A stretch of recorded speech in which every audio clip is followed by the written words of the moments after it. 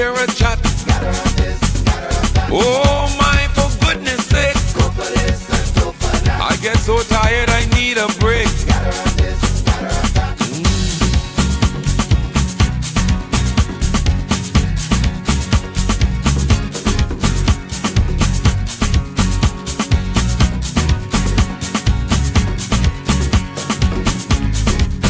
She said, I am the woman in this house. You supposed to please me. I am your spouse. Do your duty, 'cause I ain't gon' starve. Yes, my name is Mrs. Got to Have. Every morning she wake up till sundown, hear a chat.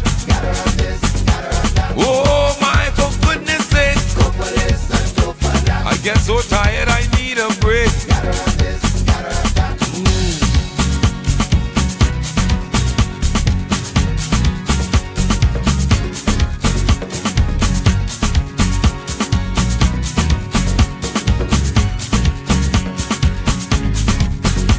She kept up with the Joneses as long as she could. He paid the bills, that was understood. I have no time, he said, for myself. Oh my, look what I done to myself. Every morning she wake up till sundown, hear a chat. Oh my, for goodness sake. I get so tired I need a break.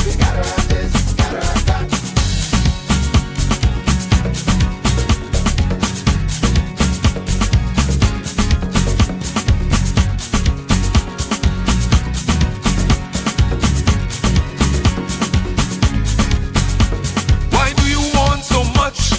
He would ask. Fulfilling my wishes, she said, is your task. Now I know my wants is out of your range, but you know I like expensive things. Every morning she wake up till sundown, hear a chat. Oh my, for goodness sake. I get so tired I need a break.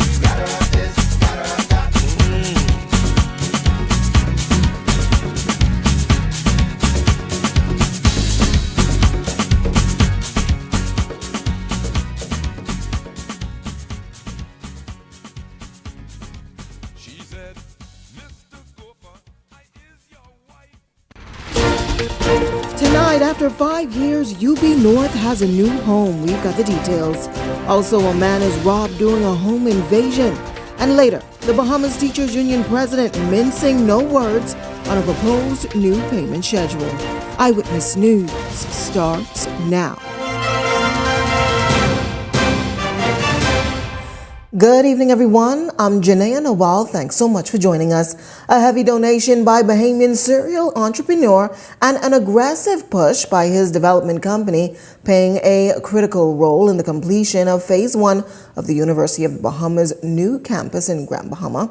He says it's all about investing in education and ensuring that those seeking higher education have access to the resources they need to flourish in the classroom. Our Jose Etienne in Grand Bahama earlier today for that ceremonial opening. He has the highlights in our top story tonight. The University of the Bahamas North successfully completing Phase 1 of its rebuild project thanks to a nearly $5 million donation by serial entrepreneur, His Excellency Sebastian, whose development company, Brickell Management Group, led the way with the rebuild project. And today is a celebration of a new day. The university's Grand Bahama campus was destroyed after Category 5 Hurricane Dorian ravaged the island in 2019. Bastian didn't shy away from sharing how he feels about that 5-year period. It should be unacceptable for us to allow such a vital institution to remain in disrepair for 5 years. Unacceptable. Nevertheless, he says he's excited that UB students now have a place they can call home. Students now have this as a springboard to catapult themselves into a brighter future, a successful future. Now, here's why that $4.5 million donation is such a big deal to UB executives. This donation that he is giving UB is the largest ever by any individual, Bahamian or non-Bahamian, ever. It even exceeds donations that have been given by foundations. UB's president, Janine Hodder, also asserting that the new campus marks a significant milestone in the institution's history. I'm profoundly grateful to have been part of this project in the year UB celebrates 50 years of serving the nation's needs for higher education. And I cannot think of a more fitting way to end our year of jubilation than with the tangible expansion of high-quality facilities for university education beyond the base of the Oaksville campus in New Providence. And just in case you wanted to know what are the amenities in Phase 1.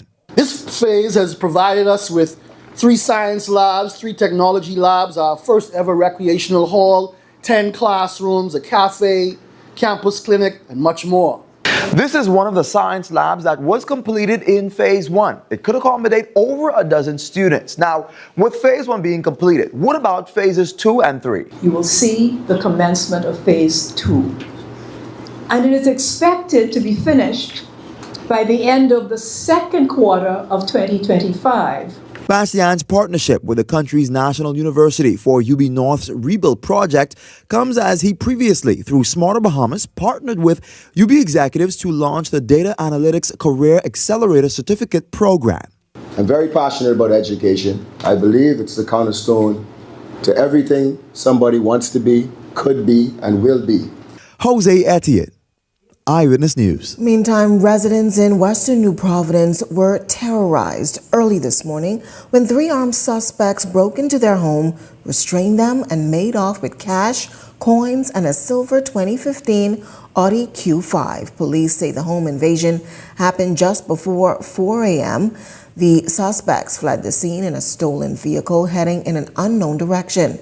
Now, authorities are appealing to anyone with information to contact police at 911-919, the Criminal Investigation Department, or 502-9991, or Crime Stoppers at 328-TIPS. Still talking more news from the Crime Beat tonight, police advising that they have launched an investigation into 2 home robberies that occurred at different business establishments today. The first reportedly taking place before 1 p.m. on Carmichael Road. Initial reports indicate that an unknown male entered the business, approached an employee, and brandished a handgun. He reportedly stole a sum of cash and fled along Carmichael Road. In the second incident that occurred at a store on Ponziana Avenue, that's off of Market Street, around 3 p.m. According to preliminary reports, a masked male armed with a firearm entered the store, held an employee at gunpoint. The suspect stole a quantity of cash before fleeing the scene, running west on Ponziana Avenue. Well, 6 males and 2 females also expected to be charged next week for the string of break-ins that occurred in South Eleuthera recently, according to Superintendent Franklin Neely, who heads the Eleuthera Police Division. The individuals in question range between ages 16 to 40 and are believed to be responsible for break-ins at several business establishments and schools on the island. According to the police report, a special operation that occurred between 10 a.m. and 3 p.m. led to the arrest and recovery of stolen properties. Yes, ma'am. They were, we conducted searches of their homes and we was able to find these items, and they give certain information that led to the arrest of other persons who may have some of these items, i.e. TVs, backpacks, phones, and other items were recovered. But some of the items are missing. But like I said, this is an ongoing investigation, so we're still in the process of even having to arrest more persons. That's why I made that appeal that anyone who may have information or knowledge of these stuff need to return it to the police station or bring it back to the police station so that we could have it properly documented. Well, Superintendent Neely had this bit of advice for residents on the island. Know who's coming into your community. I would encourage persons, if they can afford it, maybe invest in surveillance system and ensure that your doors are locked if you're leaving out. And also to those businesses in the area. I want to discourage you from leaving large amount of cash in your tent during the course of the night. If you make funds throughout the day, you'd always go at the bank, make that deposit. You'd also make contact with the police and ask for assistance in escorting you to the bank. Well, a couple accused of harassing two Supreme Court justices were sentenced to serve time in prison. The matter concerned the contempt of court of Philip and Brenda Mae Mitchell. Philip Mitchell was committed to prison for 2 years, and Brenda Mae was committed for 1 year. Now, Justice Caracard Stubbs also ruled that a permanent injunction be granted to restrain the Mitchells and Stan Bahamas from harassing, threatening, pestering, or molesting Madam Justice Indra Charles and her family, and Madam Justice Diane Stewart and her family, along with their affiliates, servants, or agents.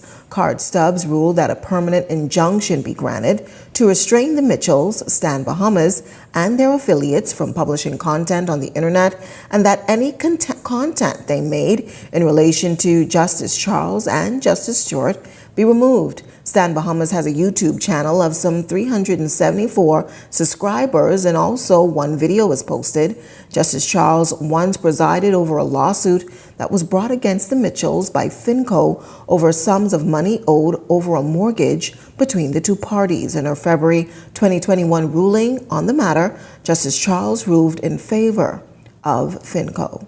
Well, police officials have yet to speak with Sandilands patient who's been accused of sexually assaulting and strangling 12-year-old Adriel Moxie to death last month. The accused has been in custody shortly after the young girl's partially naked body was found in bushes. However, outgoing Police Commissioner Clayton Fernanda revealed that the 32-year-old man was taken to the Princess Margaret Hospital after being injured during a reported fight with arresting officers. Fernando expressed concern that his mental state could complicate efforts to interview him. This as authorities must get the green light from the medical experts before they can proceed in this matter. I wish to inform that the matter involving 12-year-old Adriel Moxie is still under active investigation. However, we have not been able to speak with the suspect involved due to the fact that we have not received medical clearance from the doctor. Well, a new squad of correctional officers officially joined the ranks of the Bahamas Department of Correctional Services on Friday under the theme Building on the Legacy, Steadily Advancing Towards Corrections. Our Laurencia Smith was there and filed this report. After 6 intense months of training, 115 trainee correctional officers were officially sworn in to the Bahamas Department of Correctional Services on Friday afternoon. In his address at the passing out ceremony, National Security Minister Wayne Monroe urged the new officers to uphold the highest standards of integrity when executing their duties. We expect you to act responsibly and ethically in order to effectively contribute to the safe, secure, and humane custody of the residents who will be entrusted to your care. It is important that you understand the role you play in the care and rehabilitation of those who are incarcerated. As BDOCs transition from a punitive to a rehabilitative facility, Commissioner Don Clare expressed optimism about the role the new officers will play in shaping this transformative era in the facility's history. It's not an easy institution to work in. It is difficult. It is hard. And I said to you that it is lots of temptations. But I'm looking forward to you being the turning point in this whole new mindset of corrections. Meanwhile, Minister Monroe highlighted ongoing infrastructural upgrades at the compound, which include the addition of new facilities to better support the department's evolving mission. As you would be aware, for a new virtual court that will be situated over the wall from Zion Baptist Church. There's approval for a new high, medium security facility that will improve the infrastructure here and the working conditions of our correctional officers. We're making technological improvements, improving security apparatus, and expanding resources. Laurencia Smith, Eyewitness News. Bahamas Union of Teachers and Bahamas National Alliance Trade Union Congress President Belinda Wilson expressing her concern and, quote, disgust with what she believes is a lack of answers from government in regards to its proposed plan to switch teachers to a bi-weekly pay schedule. She alleges that Financial Secretary Simon Wilson has not been forthcoming with information about the proposed switch and has called on the Minister of Finance, Prime Minister Philip Davis, to intervene. Wilson, in a lengthy audio message disseminated on Friday, alerted that she's written numerous letters to the government concerning the matter, but she says she's only gotten vague responses. She also alleges that the union was asked to attend a meeting on Thursday, December 12, for an update on the new payment regime, but she said the government was a no-show. I've tried for approximately 1 year, from December 2023, to get satisfactory answers to questions posed by me and my other union colleagues, but all to no avail. We filed a trade dispute. We have had conciliation sessions with persons from the Ministry of Finance and the Ministry of Education. Sadly, the public service was noticeably absent from the table. Instead of us getting details, I received responses, vague, generalized responses to my letters that I wrote in June and November 2024, respectively. Vague responses from FS Simon Wilson. These responses are unacceptable and they did not provide any clarity.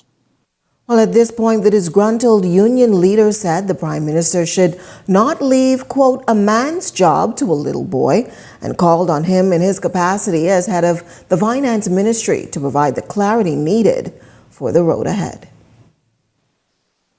So, Mr. Prime Minister, it is obvious that your government only want to give lip service to the Bahamas Union of Teachers and other unions that do not beg you for a bowl of porridge. But note that we have a job to do, and we intend to do our jobs to the best of our ability.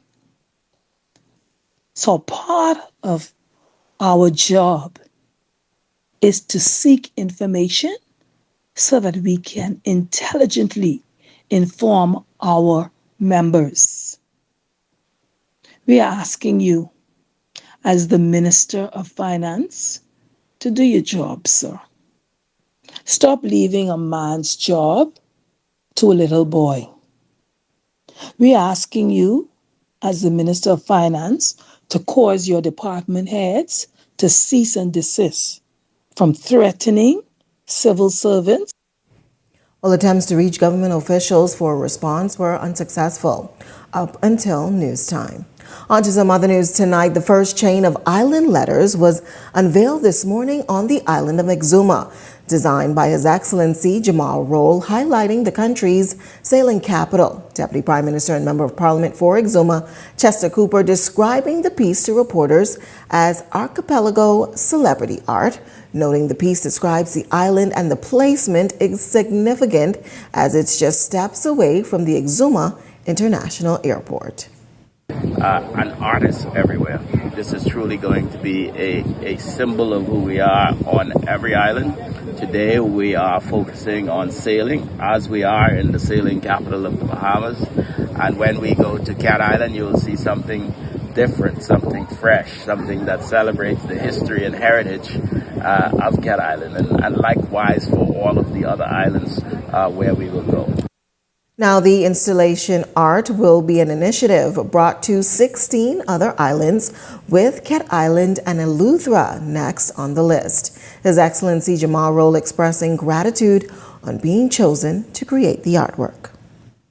They've huge projects all over the world, but nothing makes me more proud than to create something that's iconic in my own country. flabbergasting that everywhere I go, people stop me, ask to take photos with me, acknowledge me, and celebrate me in the country. And I hope to be an exemplar. While the incoming Trump administration has repeatedly proposed increasing tariffs on goods imported from China, a key member of BRICS, that's Brazil, Russia, India, China, and South Africa. Countries like Egypt, Ethiopia, Iran, and the United Arab Emirates, many of which are strongly tied to the global gas market, are closely connected to these discussions. Our Delano Roca discusses what impact, if any, on the Bahamas there could be. As the conversation around tariffs and the economy continues, Minister of Foreign Affairs Fred Mitchell discusses how this will impact the Bahamas as an allied country between both the United States and China. We import most of our goods from the United States. So if goods are more expensive in the United States, that will pass on to Bahamas. We import the inflation from the United States. Obviously, the increase in prices should be a concern for anybody, but we've been saying that we'll be announcing a raft of measures. The Prime Minister says a raft of measures will be announced next year about how to deal with the import of inflation. The Bahamas being an import country, these possible price increases can create an uncomfortable situation for many Bahamians. How the government plans to alleviate the concerns for Bahamians? Mitchell says it is not solely a governmental hurdle, but requires the assistance of the businesses to properly price goods. But remember, in a country that does not produce for itself, controlling prices is a difficulty, and the one area where you can tweak things is the way taxes or tariffs are applied in our own country. So there's some tweaking, I would guess, that is coming with that to try and alleviate. But it needs also the cooperation of the people who are the merchants. Are they going to pass on the savings to the people who are buying? We found that to be a problem in the past. And so there has to be increasing vigilance by the people who are responsible for consumer protection in that regard. As the Bahamas has been an ally of both the United States and China, the latter being involved in various infrastructural developments throughout the Bahamas, what does this mean for ongoing foreign relationships for the country if tensions continues to mount between China and the U.S.? I don't want to speculate post 20th of January. Right now, we have made the case. Anytime these things are raised, this is a normal commercial transaction between Chinese companies and companies in the Bahamas. This is not Chinese hegemony over the Bahamas. This is not Chinese military bases. These are loans, and these loans have to be paid back to these companies. These loans help with the development of the Bahamas. There's nothing geopolitical about this. We're not in the politics of whatever the differences are between the United States and China. Nothing to do with us. We are trying to develop our country. Delano Roca, Eyewitness News. If you've got a news tip or if you've seen news in the making, call the Eye on News hotline at 397-6397. We also invite you to send your letters to the editor for publication on all of our social media platforms at eyewitnessnewsbahamas@gmail.com. And if you're watching on our Facebook or YouTube page, share your thoughts about today's stories in the comments section. We want to hear from you. We're just getting started in Eyewitness News tonight, but when we come back, it's set to be Valley versus Valley on Bay Street. One side confident that they'll win the favor of the crowd. We've got that story coming up. And later, tennis fans set to enjoy an all-new court. We've got the details right after this break. This Christmas, stay connected through all the family traditions. Holidaying is unwrapping gadgets, gigs, and gift cards. Sign up for a $64.99 or higher postpaid plan and get a free smartphone. 3 gigs of bonus data for 3 months and a chance to win a $100 gift card. We've got you covered with the ultimate postpaid deals.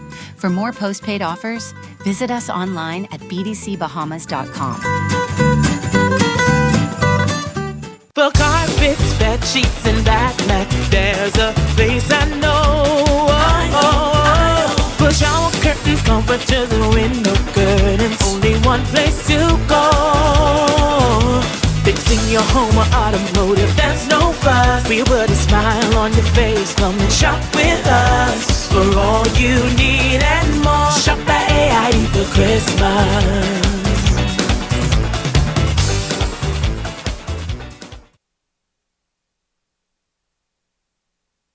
Dive into premium flavor with the new KFC Saucy Nuggets. Hand-breaded, juicy, and 100% real. Step your flavor game up with 8 pieces of our premium white meat KFC Nuggets. Sauced in your choice of one of 5 KFC sauces. Stinging honey garlic, guava barbecue, mango habanero, Korean barbecue, or signature barbecue. Do whatever the crunch you want with all 8 pieces of our new KFC Saucy Nuggets for just $7.95. KFC Saucy Nuggets Strip. It's finger-licking good. So, who's driving tonight then? Who's the best driver?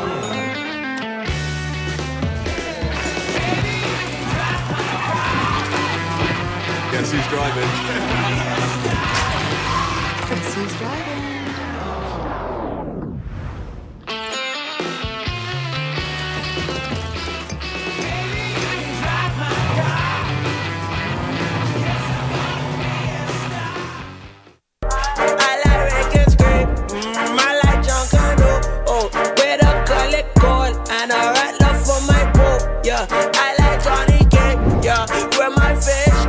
What I don't need all that burn, that don't make a show. Yeah, I like the beach, but I don't go in water. Just grab me a collet, that's the bear of the Bahamas. I like to go down, oh yeah, oh yeah.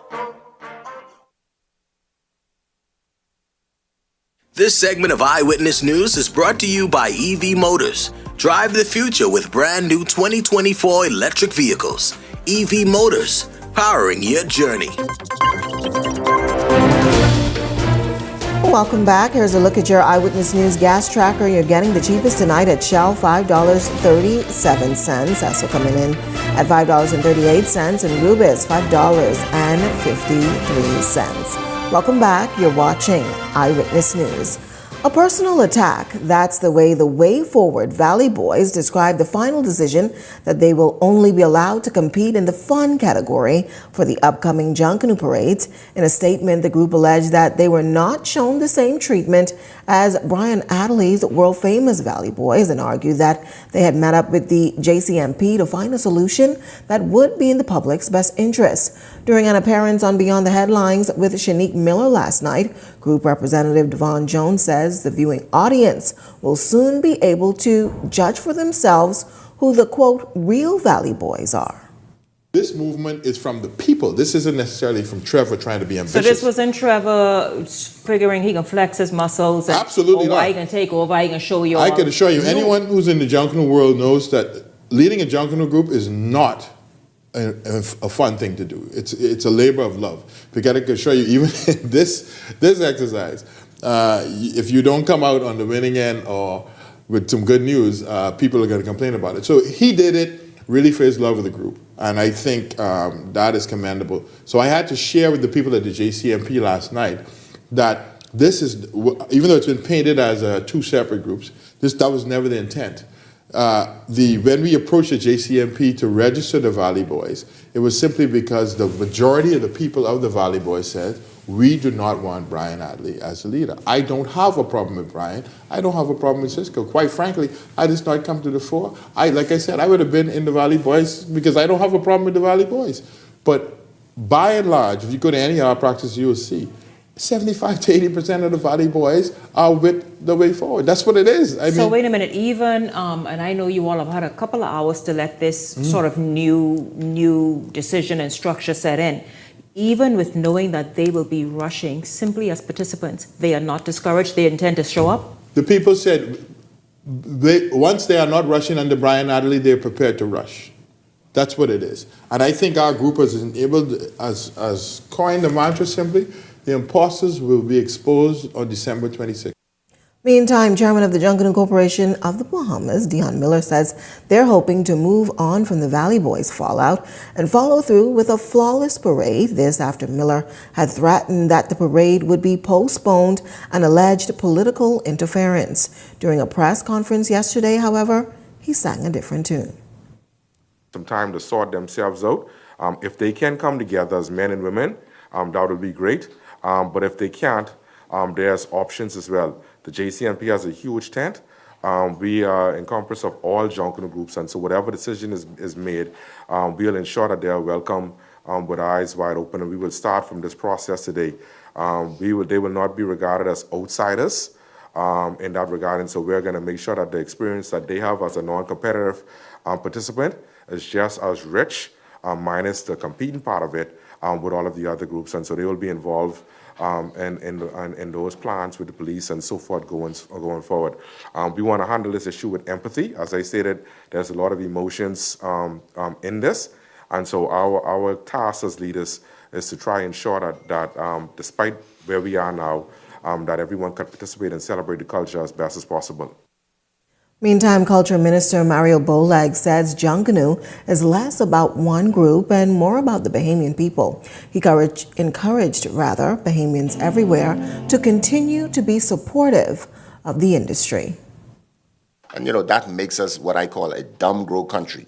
We aren't able to move and be successful in the country when we allow social media to guide our thoughts and our minds. We should first think and ask the question. And I always say this to them: if you know not the character of the individual, please don't have anything to say once it's negative, because if you don't know that person, you don't know anything of them. Many people believe they know Dion as the chairman, or they know me as the minister, that they know me. Not because your name is in my phone means me and you are friends, or you know me. You understand me? So those who know the character will comfortably believe what is said and done, if that's you or not. And that's all we ride on. And I thank God for the patience He's given me. I tell you, being in politics has taught me a lot. And I want the Bahamian people to understand whatever we do at this very present moment is for the greater good for the Bahamian people. And I want all Bahamians walks of life to be on Bay Street on Boxing Day and New Year's Day and come enjoy the greatest show on earth by all Junkanoo groups who will be there in living color. Well, Candy Gibson, the founder of Families of All Murder Victims, is bringing the spirit of Christmas to families in need with two major events this holiday season, from fun-filled giveaways on December 14th, that's tomorrow, to a free Christmas Day dinner. Gibson's initiatives are aimed to help to uplift communities. Our Layla Sands has the details in this report.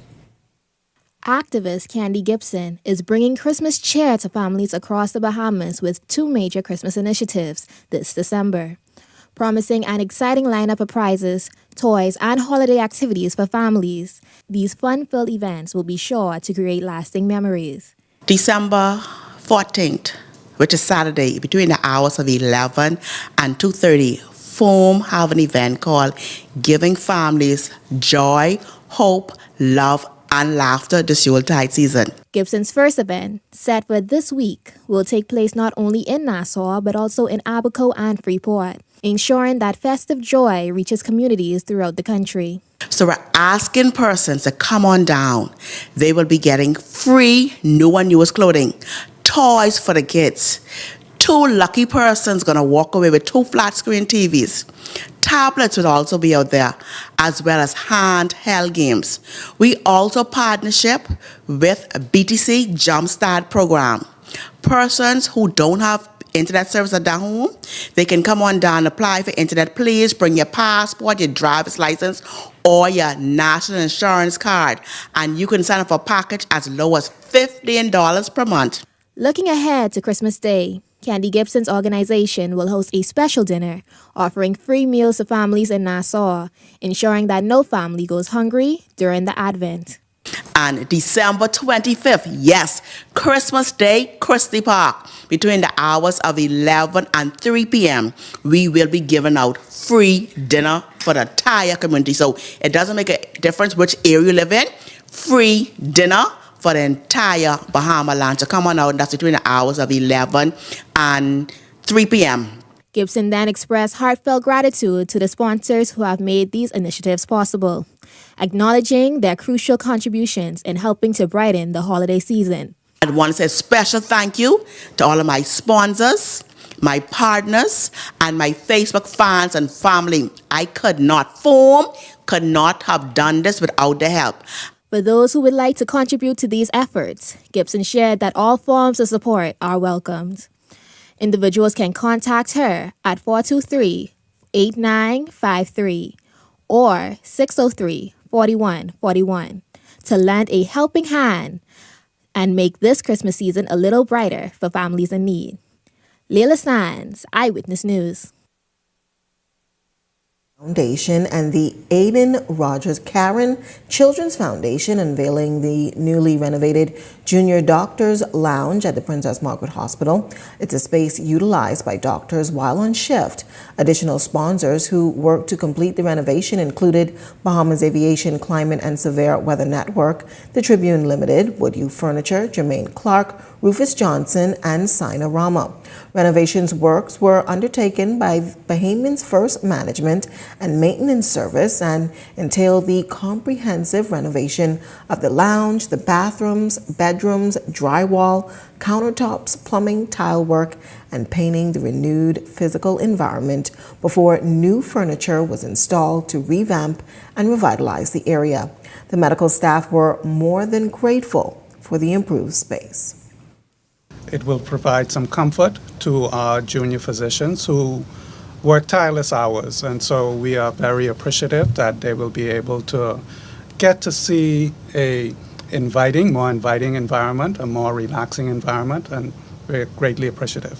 The morale of some of our junior doctors, because we do know that we work very tireless hours. That's a very good way to place it.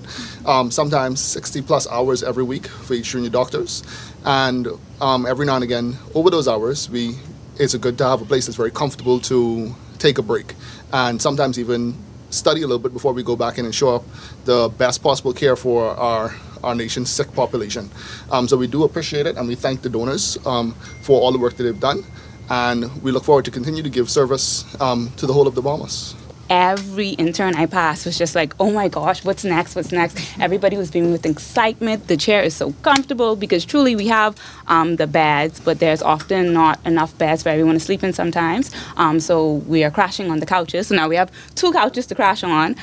We have often found them really snoozing in the beanbag chair. So I know to you guys, it's just a small donation or it's just you reaching out, but it really, really, really means a lot to us, especially because we do work so hard, long hours, and people don't really appreciate how long we're here. I had a patient, I saw him maybe on Monday, and then I saw him on Tuesday, and he's like, you're wearing the same thing. And I'm like, yeah, baby, I didn't go home. Don't tell anyone. So just having a comfortable place to relax, even for that 2 seconds, like Dr. Lockhart said, it means a lot. And just resting affords us that ability to provide our patients better care, because if you can't rest, then your judgment is clouded. You can't do things as well as you should. So we really appreciate this, and I do think this is also going to transition to better patient care as well.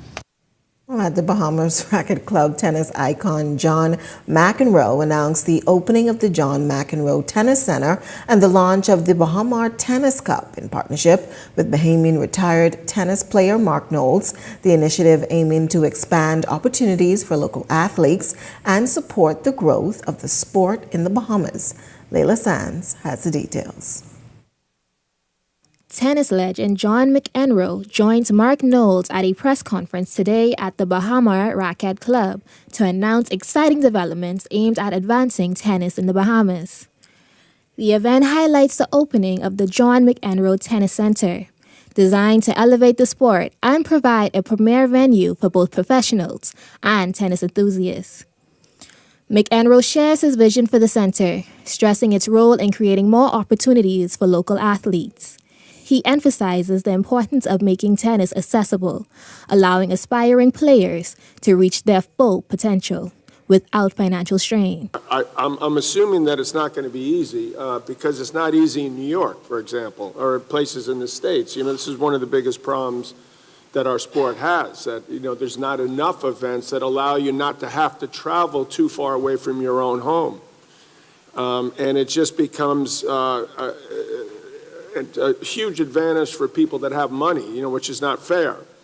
McEnroe also discusses new initiatives, expressing confidence that the center will become a key hub for players' development. I was hoping, and I'm still hopeful, that at one stage, when people come to a place like this or my academy in New York, that they'll go to that place because they want to learn how to volley, for example. What could I bring to the table that people don't do anymore much of? The conference also unveils the Bahamas Tennis Cup, an event managed by Mark Knowles. The tournament set to host top international players, aims to establish the Bahamas as a premier tennis destination. So tonight we'll have a welcome reception to kind of kick things off, and then tomorrow's a big day. In the morning we have a pro-am. Obviously the AMs are very important in this event because they support and they help support the foundation. And then the afternoon is when we're going to have the exhibition, when you're going to see, we've been fortunate throughout the years. For McEnroe, this marks his first collaboration in the Bahamas. He concludes proceedings optimistic about the future, focused on the journey ahead. This is something that is the first time here for me, sort of learn about it, sort of digest it, and the next time we speak, I think I'll have some better answers. But, this is not something that's going to be like, come right in and this is how it's done. This is, it takes time to build up. Layla Sands, Eyewitness News. So to come in Eyewitness News tonight, we continue to count down the 12 days of Christmas. Find out who won yesterday's prize. Continue to watch. But first, here's a check on tonight's weather forecast.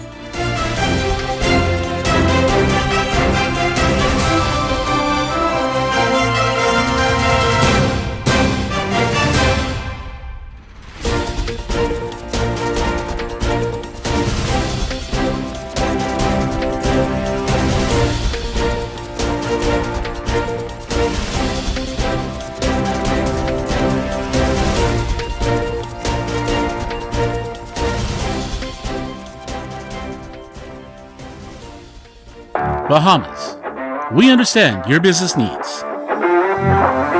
We remain dedicated to giving you the best experiences for your business's growth and development.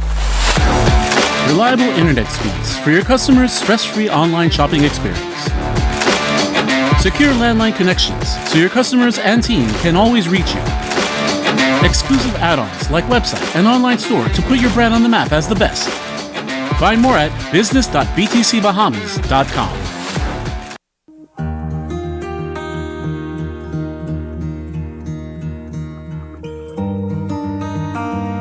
You work hard to provide for and protect the ones you love. However, life can present unexpected challenges. Who you call in times of need matters. Insurance Management is a Bahamian-owned company that has been serving our community for over 40 years, offering a wide range of coverage for all of your personal, professional, and commercial needs. When life happens, rest easy knowing that our skilled and experienced agents are there for you in your time of need, so that you can get back to what matters most. Insurance Management. Nobody does it better.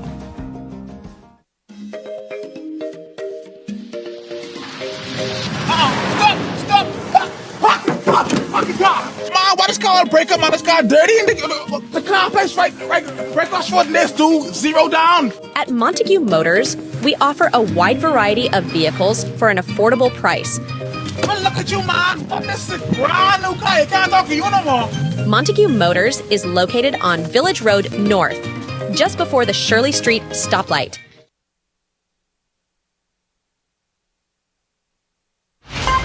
You're watching Eyewitness News. Well, our Eyewitness News 12 Days of Christmas giveaways continues. But first, we have a winner from yesterday's contest who will enjoy a special gift courtesy of Island Souls Boutique in Harbor Bay. Well, the answer to yesterday's question was a new loafer line. There were many correct answers, but the first correct answer came from our Facebook friend, Cynthia Smith. Congratulations. You can take your ID to Island Souls to get your special gift. Our Eyewitness News team will also be reaching out to you to claim your prize. And today's question that you can win a very special gift box from our next featured business. Name Eyewitness News' very first sportscaster. Don't forget to put your answer in the comment section of this story when it's posted on our platforms later on tonight. We now move on to day 2 with a new gift. Our Delano Roca has the details on what and how you can win. Our next business in the Eyewitness News 12 Days of Christmas giveaway is sure to unbox your curiosity. Renee Sweeting of Born Again Naturals is giving one lucky winner a customizable gift box, sure to have you feeling born again. And what's so amazing is that we are celebrating our 10th anniversary. In 2014, we got started making natural skincare products for my toddler sons. And for this year's giveaway to your Eyewitness News viewers, we're giving away this beautiful gift box. And what's so unique about this gift box is that your recipient will be able to customize it with whatever items they deem necessary. If you're wondering what items you may be able to walk away with, Sweeting has just what you may be looking for to rejuvenate, restore, and replenish. So this box, in this current box, we have a foaming sugar scrub. It also has a serum, candles, lotion, and an acne and eczema bar. However, the recipient, they can customize and say, I want something to deal with dark marks. And so we have toners and serums and exfoliators for dark marks, and they can customize and say, hey, I just want candles. I want my house smelling lit for the holiday season, and I want a box full of candles. So we are excited to give this box away. For those who may be looking for activities, Sweeting invites the public to come burn those calories and leave with some goodies. And on Saturday, we are having a family fair, and at the fair, we'll have your bouncing castle, snow cone, we'll have a Zumba workout at 11 a.m. So come and shake off those holiday calories that we're about to put on. Shake it off in advance. And then we'll also have a candle workshop, and we'll have other pop-up vendors on Saturday. And where is Born Again Naturals, if you're asking? And you can find us on Blake Road in the Nellorine Harding Plaza, right across the street from New Providence Community Center. Delano Roker, Eyewitness News. Thanks, Delano. Of course, be sure to watch on all of our platforms later on this evening to find out how you can win. So to come in Eyewitness News, our Laurencia Smith has a check on sports right after this break. Doctors Hospital is reimagined primary care. We have invested to improve our health system, ensuring that accessible, affordable, world-class clinical care is closer to you. Your relationship with a primary care provider shapes the foundation of your overall health. Our new, modern primary care facilities are where critical diagnosis and true personalized treatment begin. With locations across New Providence, Grand Bahama, and Exuma, we invite you to experience the Doctors Hospital difference. Book your next appointment at clinics.doctorshos.com.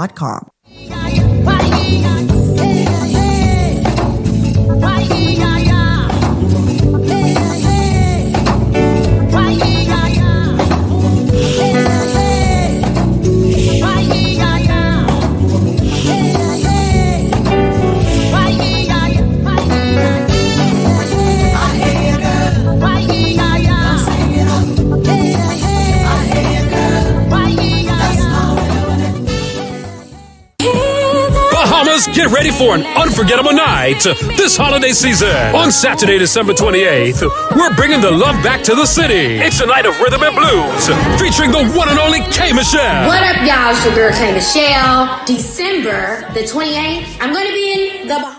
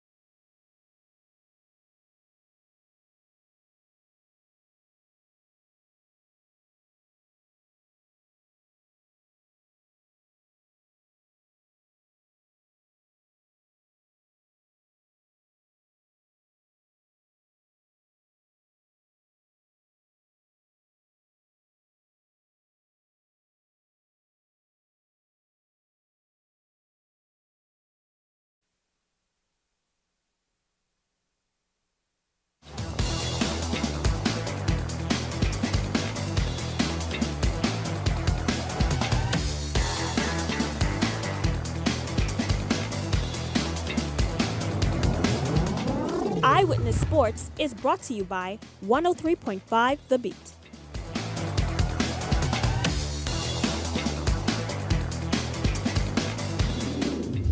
Good evening and welcome to another edition of Eyewitness Sports. I'm Laurencia Smith. Thanks for joining us.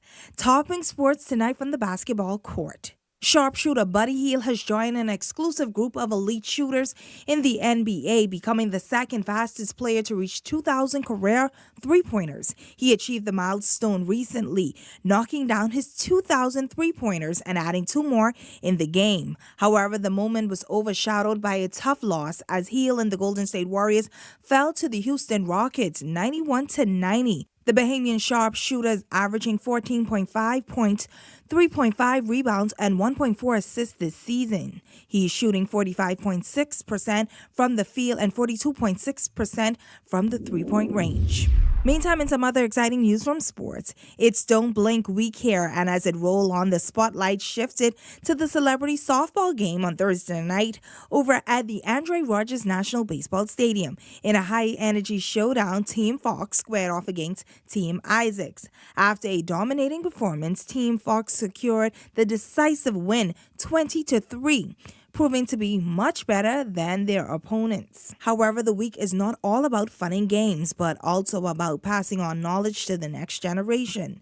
Scores of youngsters had a chance to learn a few skills from local and international pro baseball players. Here are co-founders of the event, Todd Isaacs Jr. and Lucius Fox. We started this event to inspire the kids, the future generation, and just having this time with them, just sharing some knowledge with them, seeing their hard work and their patience and their diligence in them want to become a professional baseball player. That's all we need, and we're going to do our part to help them get there. I know we love this event. I think this event is all of our favorite event just to give back. You know, the guys that come down, they love being a part of something like this, just being able to spend some time with the kids, being able to just, pour into them for a few hours and just spend time with them.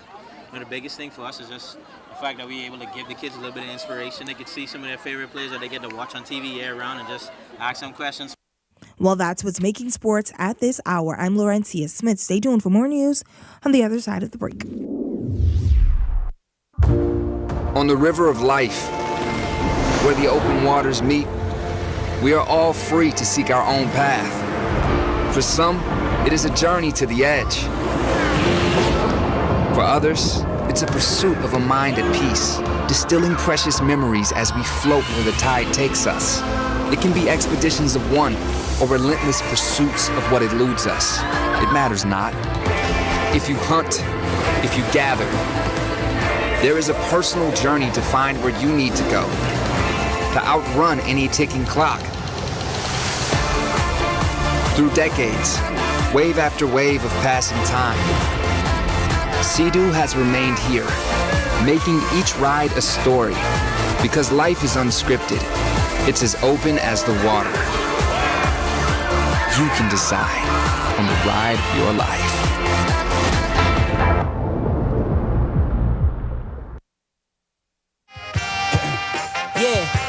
Feel like I'm at the tippy top of my game, looking down at the rafters. I had to son these boys, can't leave them bastards. A lot of dudes, just some undercover actress. I don't fall for it, I'm privy to all your tactics. Yeah, so try again, this time take a vitamin. Yeah, invite them in, welcome to the Lion's Den. And I'm Mufasa, big boss in charge of coming in like a bull. You see me raising the stock. Get your holiday on. For every shape-up, after-school activity, unplanned home repair, and other day-to-day spending, there's SandDollar. SandDollar is a convenient way to send and receive money instantly. SandDollar is easy to use, it's safe and secure. Just like physical cash, SandDollar is issued by the Central Bank of the Bahamas, and best of all, there are no fees for individuals to send or receive funds.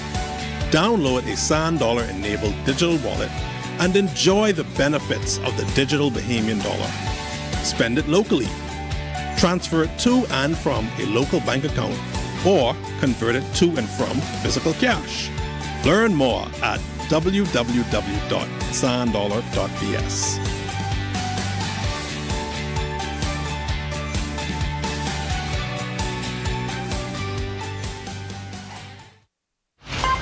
You're watching Eyewitness News.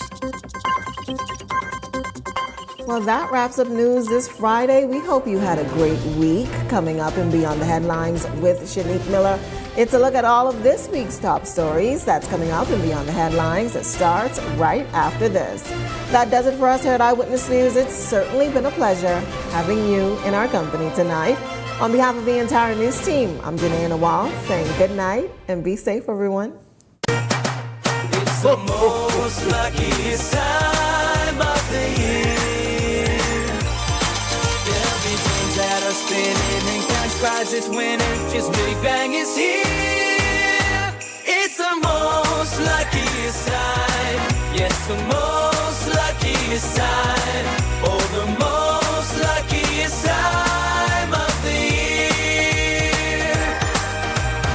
Merry Christmas and Happy New Year from Island Luck. Time of the year. Edenwell has expanded their testing menu. We now offer blood work, drug screening, and so much more. Our hours of operation are Monday to Friday, 7 a.m. to 5 p.m., and Saturday, 8 a.m. to 1 p.m., located on 11 Madera Street. We are here for all of your laboratory needs, with fast and reliable lab work done by our friendly and knowledgeable staff. Let us help you take the needed steps to stay in the know about your health. Let's keep working towards a healthier you. Stay Eden well. Get ready to win Lucky Bucks. Wherever you see this taxi, flag it down.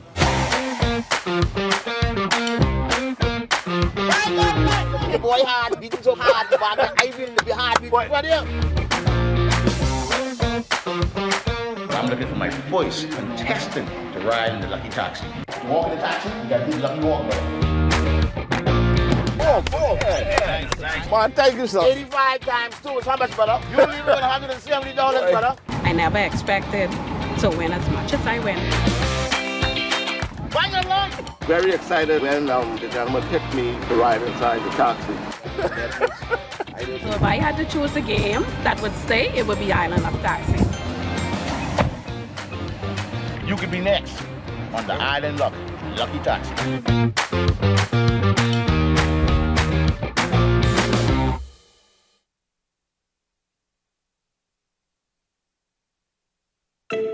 Tired of driving around from place to place just to get your car insured and licensed? Frustrated with the process of being back and forth from your insurance company to road traffic? Well, BMG Insurance Agents and Brokers just made insuring and licensing your motor vehicle as easy as 1, 2, 3. Step 1. Visit us at the Road Traffic Department, Section 1, Thomas A. Robinson Sports Stadium. At our office, you can purchase or renew your insurance or get your vehicle inspected. We at BMG Insurance Agents and Brokers represent major carriers. Step 2. See the professionals at Road Traffic to get your vehicle licensed. Step 3. Enjoy your day. Insure with BMG Insurance Agents and Brokers today, saving you time and money. Your one-stop shop for all of your insurance needs. Great rates, convenient, excellent service. For more information, call us at 322-2221.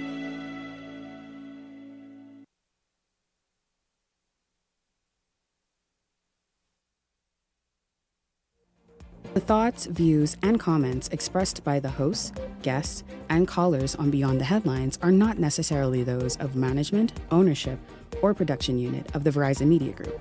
Beyond the Headlines is a production of ILTV Studios and cannot be reproduced or represented in part or entirety without express written permission of the Verizon Media Group. Beyond the Headlines is the intellectual property of the Verizon Media Group. Copyright 2021.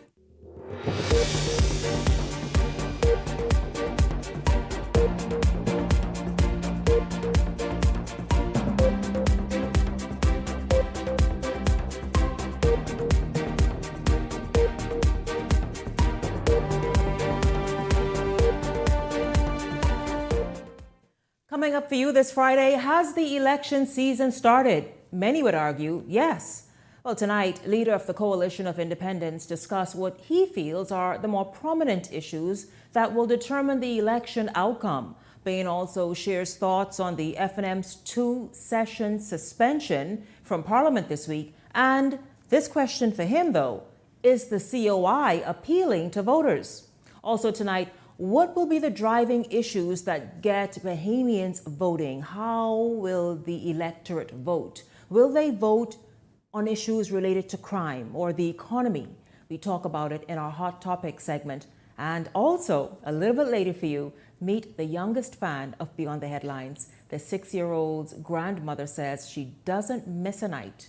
You'll meet her and hear from her coming up. This is Beyond the Headlines. Good evening. I'm Shanique Miller. It's great to have you along this evening. Well, political posturing has started. Many see the beginning of 2025 as the official start of the campaign season, and a lot is on the line. Political parties will have to do a lot to convince the Bahamian people. And so, what will the issues be that influence the decision that Bahamians will have to make?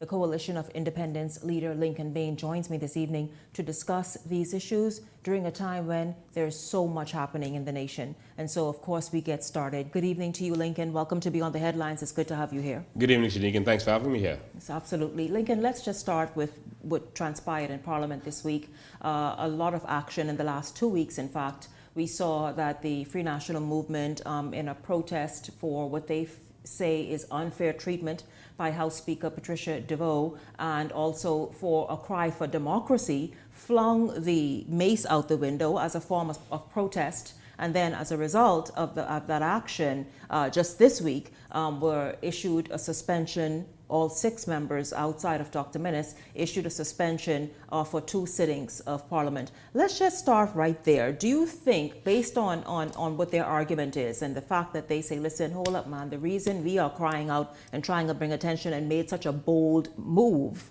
is because we need democracy in the House and to be treated fairly, is because the Speaker, as they are saying, is not fair to them. So do you think that suspension was warranted? Yes, I think the suspension was warranted. And what we need Michael Pintard to do is to stop being weak and soft.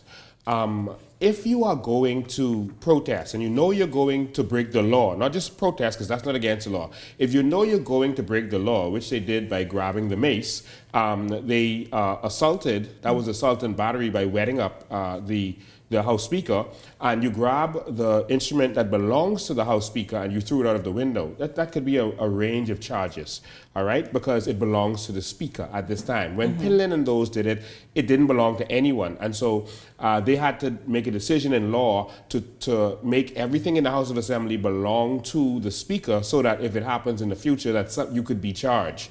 Also, so in 1965, people were saying, hey, there was a cause, there was a reason, those men were sort of fighting for something. Yeah. But you were saying, even though that instrument, as important as it was then, yes, symbolically, really sort of had no real significance to it as it does now. No, it had significance to it then, legal significance, because we were under the Queen. And so the mace, you could not have the House of Assembly without the mace being present. We are now an independent nation. And so now the mace and everything else belongs to the House Speaker. And the reason they did that was because in order to convict Pinlin and Milo Butler, etc., you had to determine, okay, who owns this property? And at the time, no one owned it. But now it is owned by the House Speaker. All right, it is symbolic. It was a weapon. It was one of the most famous weapons back in medieval times. It was better than a sword. It was a bludgeoning weapon with sharp edges on it, and it could pierce armor, and that's what it was for. And just like a judge has a hammer, and that's a weapon. It's to say that I'm in charge. I have a weapon. Everyone in here behave. That was the purpose of the mace symbolically, but. Now it's more of a symbolic thing more than a legal thing.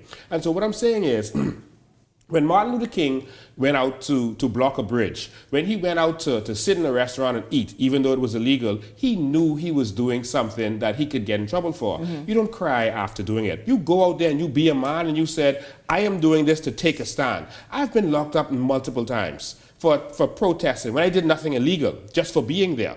And I don't go out and cry and complain But Lincoln, in all fairness, I don't recall seeing Michael Pintard crying. They are complaining about the treatment of the police, and this is the problem I have with that. The Speaker of the House rules the House, all right, in law. All right? No one else, the Prime Minister, the Commissioner of Police, none of them have say in that house. If the Speaker says take these men out, they can take them out. Where I would have had a problem is if they had started punching them and kicking them and stumping them, like happened to protesters on on Goodman's Bay Beach during the CARICOM situation. If that had happened, I would say, no, you can't actually hit the ministers. No, they just lift them up like they did Milo Butler, like they did A.D. Hanna and Pinlin and others, and carry them out of the house. What's your big complaint? The Speaker said carry you out, you come out, and then you do what you have to do. The problem I have with the way Pintard is doing things is that I approached him a week before and I told him to stop being weak and I told him to do his job. His job is not to come outside like an activist. We have activists for that.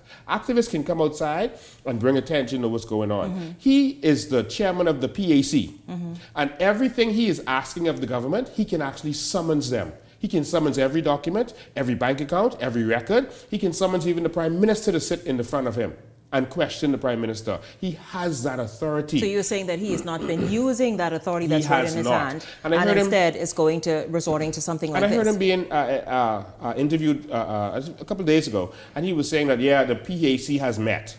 Okay, they've met, but what have you done? If you have summoned someone to come before you and they've not come, then you take them to court and you deal with them. Right. Shanique, this is the problem. The opposition is the police of the government. All right?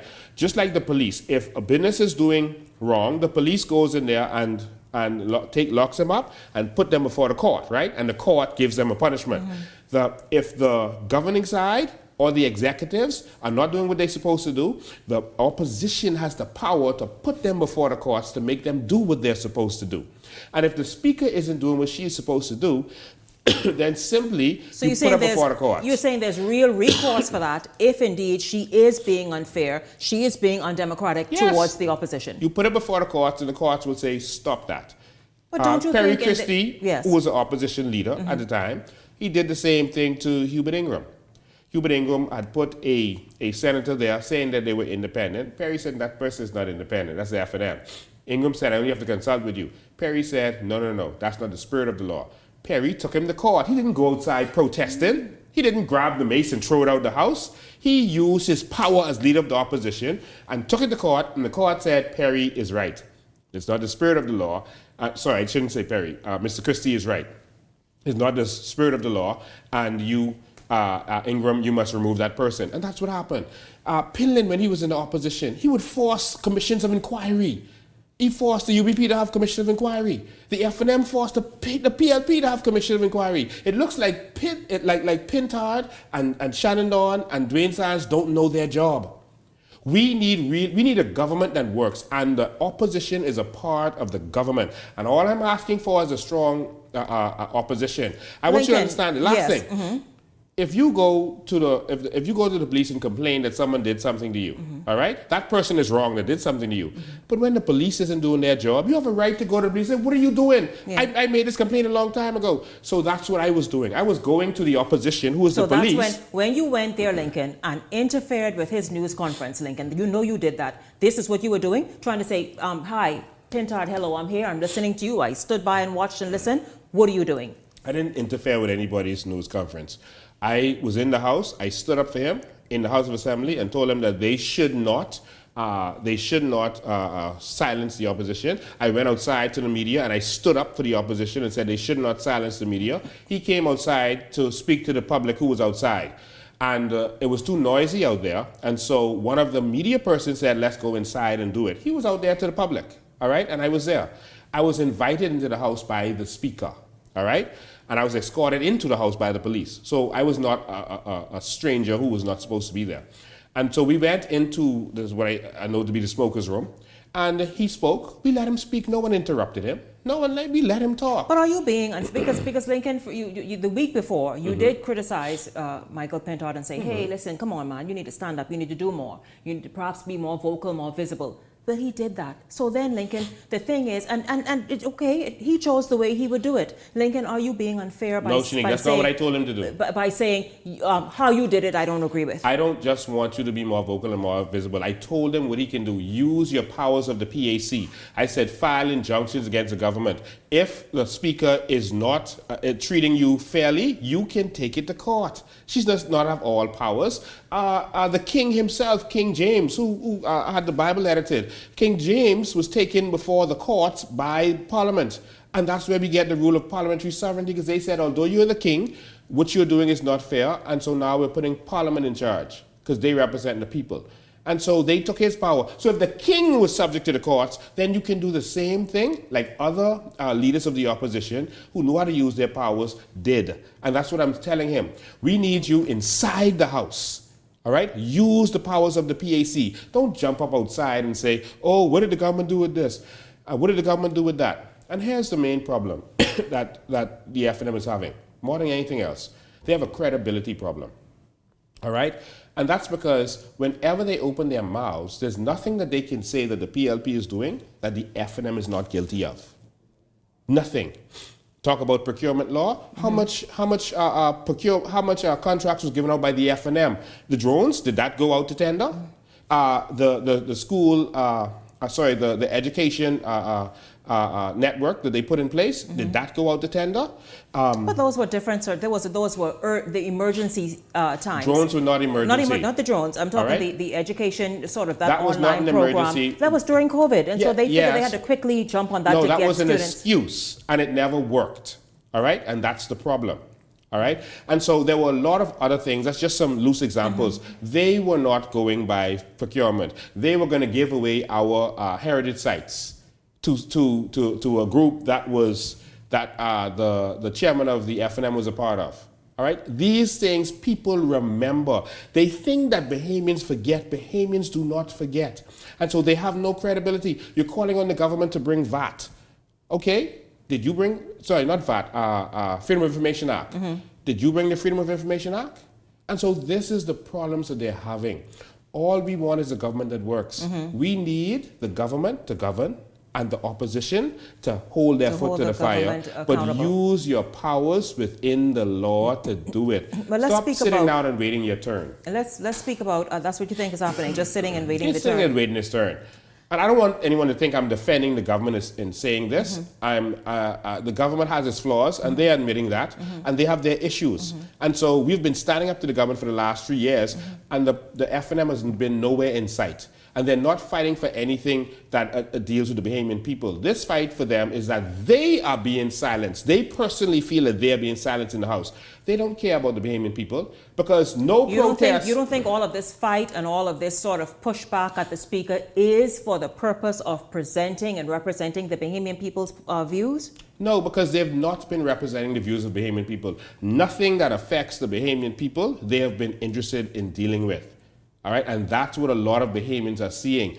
Only stuff that deals with them politically. We were fighting the government over shanty towns and over illegal immigration situations. The FNM was silent on that. They came out when it was Keith Bell and they just attacked Keith Bell, but they never addressed the shanty town and illegal immigration issues. They just attacked Keith Bell politically. But nothing that affects us. BPL and the situation going on with BPL right now, where's the opposition on that? Yeah. Where are they on the issues that really affect us? Well, speaking of the issues that really affect us, Lincoln, you know it perhaps better than I do, that the political season has started. Yes. And certainly Bahamians have so much. I mean, it almost mirrors what the not quite, what the U.S. sort of voted on, but certainly issues of inflation in the economy, crime, and just sort of quality of life. What do you think are going to be, or perhaps already are, the most prominent issues, urgent issues that will determine the outcome of the election? The most prominent issue is the same issue that we've always had for the last probably 20, 25 years, corruption. We always have the opposition accusing the government of being corrupt. That has been going on for the last 25 years, back and forward, back and forward. Other issues that we have is, of course, immigration and the cost of living. I want to get to that immigration in a minute. But the last government, the FNM government, when they were in opposition, the Minister administration, they just campaigned on corruption. They just said corruption, corruption. They didn't even present a plan to the people. no plan, no manifesto to the Bahamian people. And so it was just corruption.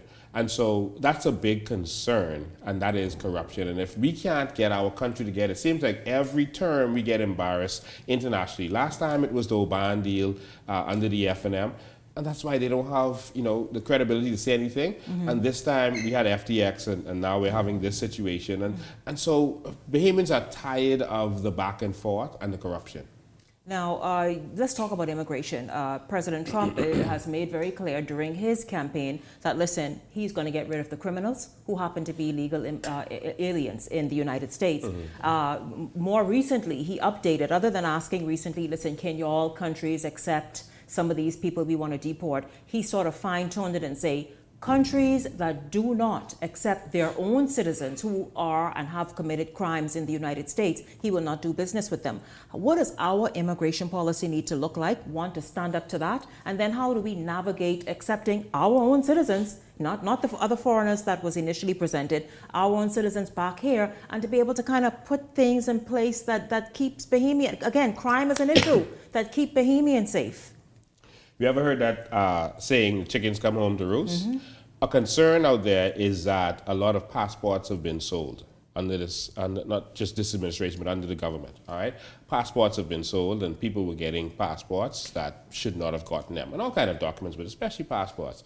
So now, if you have people getting deported back here with our passport but cannot speak English, wow, and have never been here, now it's going to be exposed. The whole thing is going to come unhinged. And so I think that's one of the biggest concerns that government officials, not just this administration, because other administrations did it too, that's the biggest concern that they're going to have. You're now getting criminals that came through the Bahamas, got something straight, and went over there.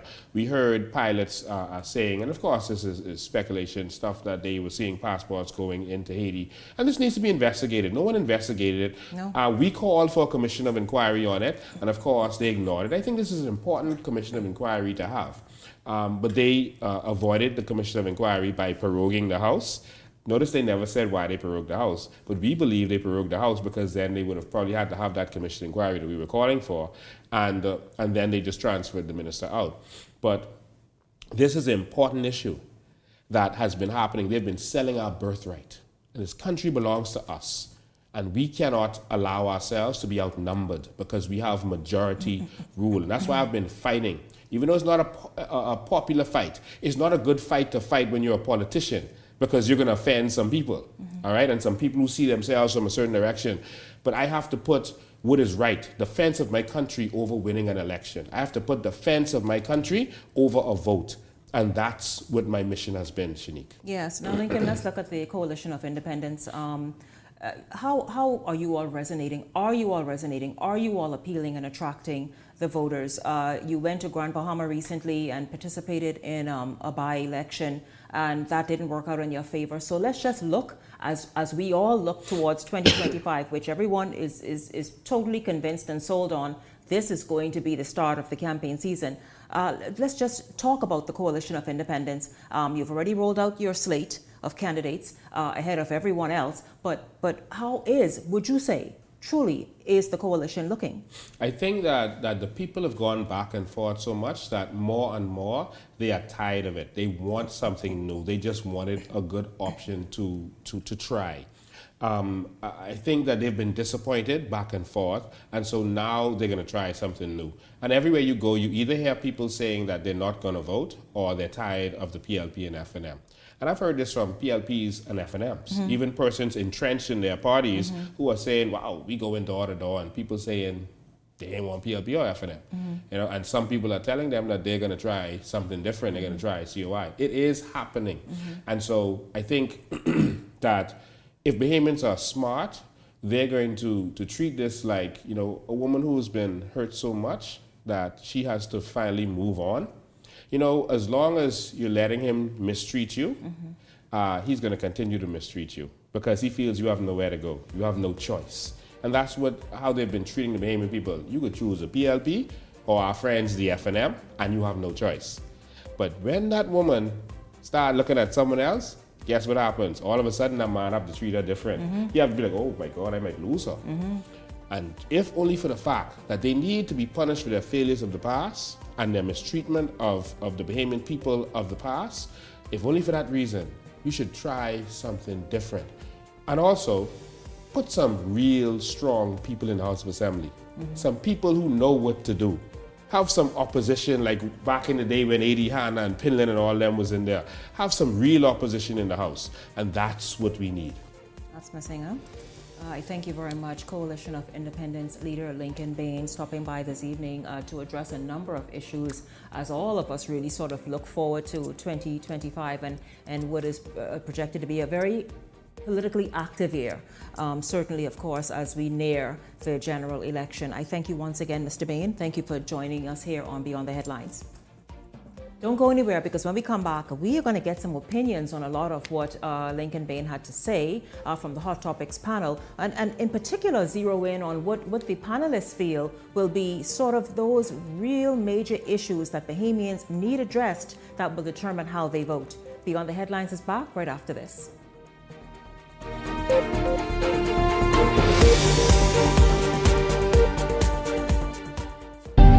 Cancer Treatment Centers of America is now City of Hope, creating one of the leading cancer care and research networks from coast to coast, providing more of what you need. More locations means more care closer to home. More specialists means more expertise. More research means more breakthroughs. More advancements means more treatment options. And more options means more hope. Call now to get more of the care you need.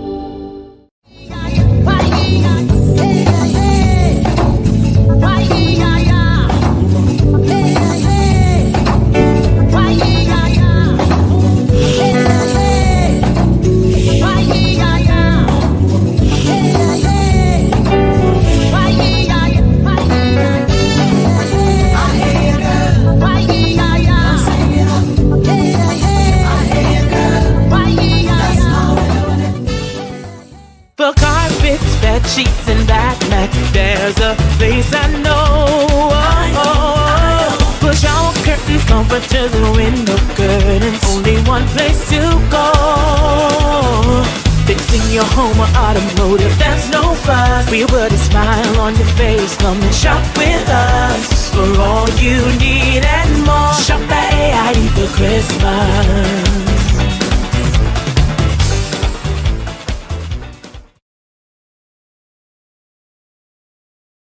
So you want a space, but not just any space. You need something with a little more potential. So how about 1,000 square feet of room to play with? Superb audio and video production capability, digital LED wall, full lighting grid, and about 124 seats to accommodate a full studio audience with so many other features. Make us your home for your next concert, conference, and so much more. Honestly, the possibilities are endless. Here at ILTV Studios, we'd love to bring your next event to life. So what do you say? Do you want our space?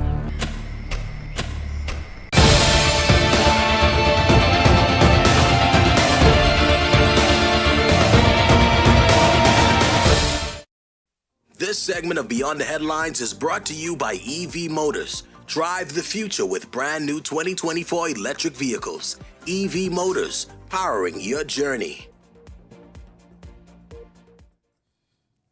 Welcome back to Beyond the Headlines. Hope you're enjoying tonight's show. We're going to get into some opinions now and some hot topics. Of course, a lot took place this week. I mean, tons. Who was paying attention to all the headlines as they unfolded? Certainly, of course, our top segment, as we know that really just out the gate in 2025 will be the election season sort of officially underway. And I discussed with the leader of the Coalition of Independence about what he thinks would be the key issues that Bahamians are even now paying attention to, those that perhaps be the deciding factor for how the outcome of the election. Well, I'm going to start right there with tonight's panelists. Welcome to Beyond the Headlines, our contributors, Leslie Miller, Ellington Ferguson. Gentlemen, good evening to both of you. Good evening to you. Good evening, Bahamas. Good evening, Shanique. Good evening, Bahamas. Certainly it's a pleasure to be here once again, lend my voice to these issues.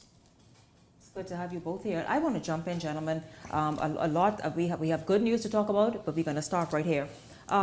What do you all think? With Bahamians sort of really talking about so much that's happening, the inflation and the issues related to that, of course, just lack of housing that's available, a lot that's going on that Bahamians are crying out about. What will be, you think, the deciding factor, or the issues rather, that people will be paying attention to predominantly? Shanique, there's an array of things that Bahamians have concern over.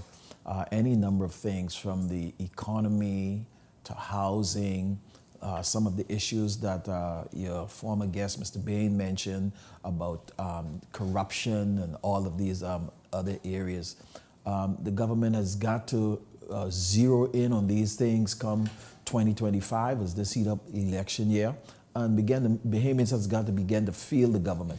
The Prime Minister and the Progressive Liberal Party has done some things on the international scene that they talk about bearing fruit. I think in 2025, if Bahamians doesn't begin to feel the effect of those things, that they can testify that their lives are being better because of it, that's going to be crucial going into next year's general election, 2026 general election.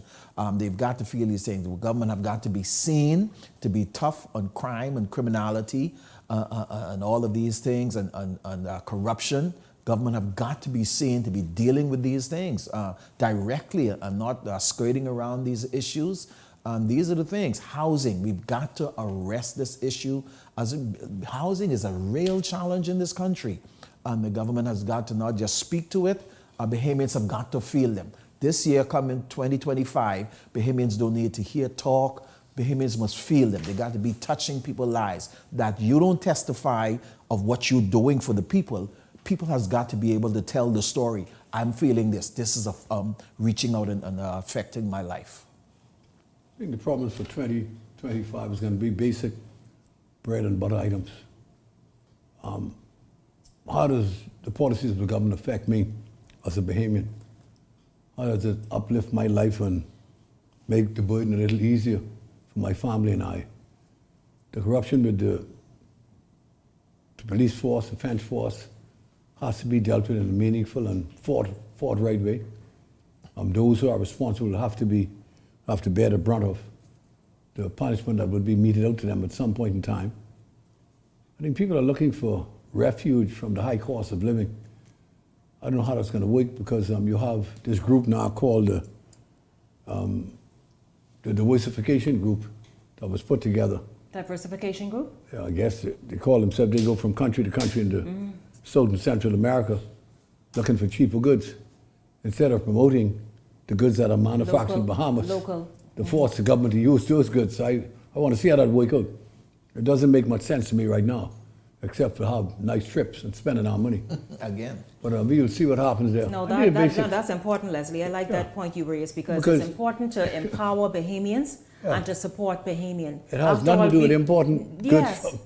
They don't we know where it's coming from. We know that rookies, if it needs to be enhanced, the quality of it, then make provision for that to happen. And certainly with our food, we know how it's grown and where it's coming from. And so that diversification program certainly has to be streamlined. Listen, we started the diversification program back in 1974 when the Bahamas Development Corporation was formed. I happened to be one of the first members on that. I'm working for the corporation under the heading of Alfred T. Maycock, God bless him, and Mr. Carlton Francis. And we tried our best to assist the government in the diversification expansion process and promoting and really getting import substitution entities that Bahamians could produce on a quality basis. This, to me, is the opposite of what diversification is all about. The president-elect, Trump, his whole thing is Americanization, produce American products. I don't know why the hell these guys don't get it. When you talk about diversification on local products, you're talking about helping yourself, not importing the products that are produced by countries in this region that you could probably produce right at home. Now, the first step in that is to get your government and all the government entities in this country to buy Bahamians. Like Trump said, buy American. We're not going to let you, we're going to put prohibitive duties on you. They doing the opposite. Yes. But, I guess it is what it is. But I will continue to be on their backs to try to show them the way that if you really want to put a guy in his foot, you go and assist him and let the government purchase from him. Instead of going overseas and telling all the importers, this is where you can get cheaper goods. Why the hell those importers can't produce those goods in the Bahamas? And then we have to be careful of that word as well, cheaper, because if it's cheaper goods, what sometimes are the the product is inferior. Exactly. The quality is also cheaper. And we are trying to address multiple things in this nation, including the health of this nation, but yet we're going to look for cheaper goods, whether it's on the grocery shelves or wherever else it is. I met a gentleman earlier today in the bank, and he said, I watch the show all the time. He said, one of the greatest problems we have is not only unemployment with young men and women, the fact that the average young man don't want to work. And he gave me some instances. He runs the Key, Cocoa Key, and 2 other keys that he works for, very wealthy Americans, black Americans, by the way, some of the international recording stars. And he said he sent out this note to some Bahamians that he's familiar with to provide him with 12 men and women to work. 9 of them never answered the call, and the 3 that went on the island as helpers wanted $800 a week. And what can they spend $800 a week? He got no skills, and then the other guy quit because they can't beat him one week because there ain't a woman on the island. This is the key what they want. So no, it's a serious problem. When the foreigners come here, that really dominates our industry now with construction. 7 to 3 of them are foreigners, eh? And that's a serious, serious problem because we're going to lose a generation of Bahamians. We're going to lose a generation. If we don't stop this, the generation is going to be gone. We have to bring these people to the forefront. We have to force them to learn a trade that they can help themselves and by extension help their families. You have to make them interested in seeing the value in learning a trade. Exactly. I mean, this nation needs rebuilding from many different levels, and quite frankly, not just, politics is just the beginning, and they are responsible, but they are not chiefly responsible. Who is going to instill in us our duty to uphold that flag and be proud citizens to be able to go and just make life great for each of us and our households? You have a clear example of the opposite. Before we came to the studio, I saw all these guys and these fellas from Jamaica having a concert. I'm sure they're going to get about 2,000-3,000 people to go to their concert at the Sports Center. And if you put all of our best Bahamian fellas in their own concert, I'm saying people are not going to show up because they prefer foreign over Bahamian. We don't like ourselves. Class. Good point. We don't like ourselves. We don't value ourselves. No. And Jamaica will show up in droves to their concert. I'll tell you that in Jamaica. It's something about us that must be addressed. And I don't know where to start. If it ain't foreign, it ain't no good. This is inferiority complex. That comes from colonialism. Ronnie Butler knows, God bless him. All our superstars has never played in no Caribbean country in life. And Ronnie told me, we were very close when he went to Jamaica and had an interview. They refused to play his music with him at the station. I said, what is Bahamian? Those people care for themselves. And it bothers me. And you can't blame those people. You can't blame them for caring for themselves. I blame the Bahamians. Exactly, you blame us. Who has no respect for our talents in this country. You blame us. They prefer foreign over Bahamians. That's the mentality that is a part of our problem. We look to the outside, and especially in many cases to the north of us, and we sort of copy and paste everything into our society. And that's why we get it. From government to private sectors, all of us are guilty of it somewhere along the line. Look at what we have copied. The situation with, what the day was last month? The biggest day in the United States. What the holiday was? Thanksgiving. And they didn't even know the meaning of Thanksgiving. No. Thanksgiving is not a Bahamian thing. They didn't even know the meaning. I have never practiced that even in high school in Miami. I stayed there for 4 years in Miami. Yeah. That's when the white man invited the Indians after they took the territory to celebrate with them. And they killed over 3,000 Indians. And that's what we celebrate. We must be deliberate about how we develop culture, about how we develop who we are as a people, and there needs to be clear vision, exactly as to where we headed as a people. And I don't see that in this country. I don't see a clear vision for the national development of this nation, for the strengthening of culture. You mentioned national development, maybe, because it's not going to take the men and women who are in Parliament to help steer all this. Their thing is to have policy in place to drive us forward. But that national vision, maybe it's time now for that national service because it's going to play a role greater than just occupying the minds of people 18 to 24 or 30. So Lyndon attempted to initiate that in 1987 when the PLP won the election. He said it was time to inculcate these fellas' minds, young women too, that need to commit to services that's going to benefit them as men and women when they have families to try to take care of. Mr. Ingerman, though, said he was trying to form his own little army. That didn't work out, and the country was just adrift since then. That's over 30 years. Well, but we see what's going on, and it needs to be reeled in urgently and now. Leslie, you mentioned about the issues that people will look to see resolution in 2025. Oh yes, absolutely. But it's how does it affect my pocket? Something you mentioned about the corruption in the police and defense forces in terms of many of their senior officers being caught up in that major scandal in the indictment that we know is hanging over our heads. Will we see 2025? Will perhaps we saw the Commissioner of Police resign. Will there be, it is. Will there be a resignation from the Commodore, you all feel? I don't think I've seen anything sufficiently to... Well, he drove the plane. To walk... The Commodore? Don't forget. No, I said not him. No. One of his men. I don't see sufficient to warrant the resignation of the Commodore. I think these entities needs to be properly cleaned up. There need to be some stringent measures put in place, as he mentioned, that they are doing to kind of streamline some things on how they do some things, who get information and all of that. These things will happen from time to time in these various organizations. And I said it earlier, we've got to be careful of overreaching and overreacting in this whole situation. So how do you then justify the departure of the Commissioner of Police, who most people know is a decent Bahamian? Let me say this.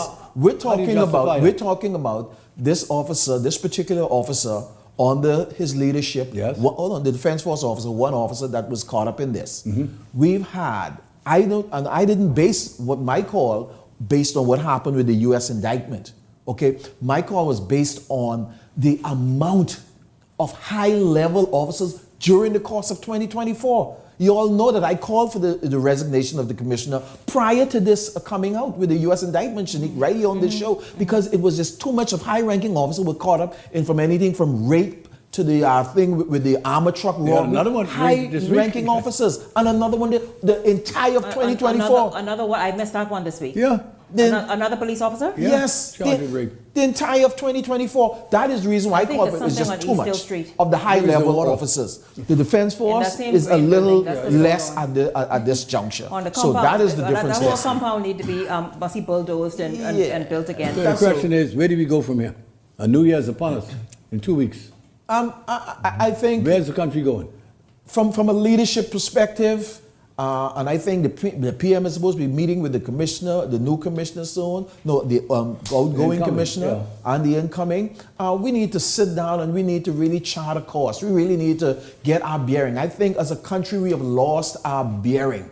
Okay, we need to refocus. We need to re-look at how we're doing things. Where are we headed? Is there a clear plan? There needs to be a national vision as to where we're headed as a people. Yeah. Does every Bahamian know this is the direction that we are going? That know when the next administration come in, they shift left or they shift right. No, we need to know where we're going as a country, and every administration is charged or mandated to steer this craft in this course.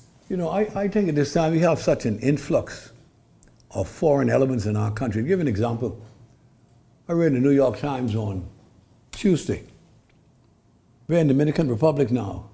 Their policy is to send 10,000 Haitians back to Haiti every single week. They've been doing it. And that's what they've been doing. They said last April they had 500,000 Haitians in the Dominican Republic. And as of last month, it was 1 million. And they said they're not going to accept it anymore. But what was most surprising to me was the fact that historically, after Haiti gained independence, I think it's 1884 or 86, Haiti dominated Dominican Republic for years. They were the dominant factor. And that's why they got this hate between them and the Dominicans.